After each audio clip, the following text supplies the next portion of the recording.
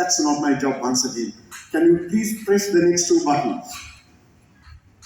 This is the information that we got from UNDP website on 10th December, 8 days ago at 6 a.m. on 10th December. Look at the damage it has done. About 17% of our landmass have gone underwater. 10% of our population have been dramatically or drastically affected due to decline. 1,200 landslides, which you never heard of coming from a single cyclone, have affected trade.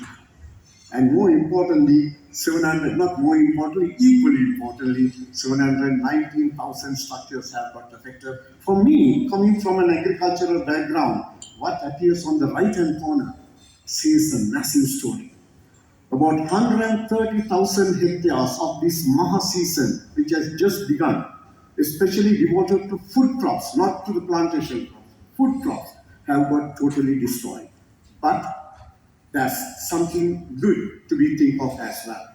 Out of this 130,000, about 100 to 110,000 can be recultivated. So that's something good news, some good news. That's what the scientists in the Department of Agriculture and other areas tell us. That's an important point. But of course, that has to be planned properly because half of the Maha season is gone. So that's not the case for right now. Let's move on to the next. West to east. But look at Ditwa. It changed totally differently. From southwest, from southeast to north. Going across the country. And more importantly, this cyclone, Ditwa, moved slowly. The worst cyclone that we have ever faced was in 1978, when we learned how Valachini paper factory flew into ruins because of a very strong cyclone.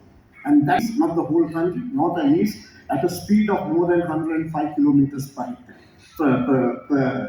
hour. That's a rate at which it flew. But here comes a cyclone moving very slowly, and that creates a massive damage. But we have to understand one thing correct. There's a big argument to see still whether cyclones have a direct relationship with climate change. It's a complex phenomenon and it's a debatable thing still. So I'm not going to link it right now. But whatever the rainfall that it brings, it is linked with climate change. That's an important point to be kept in mind. Can we move on to the next slide?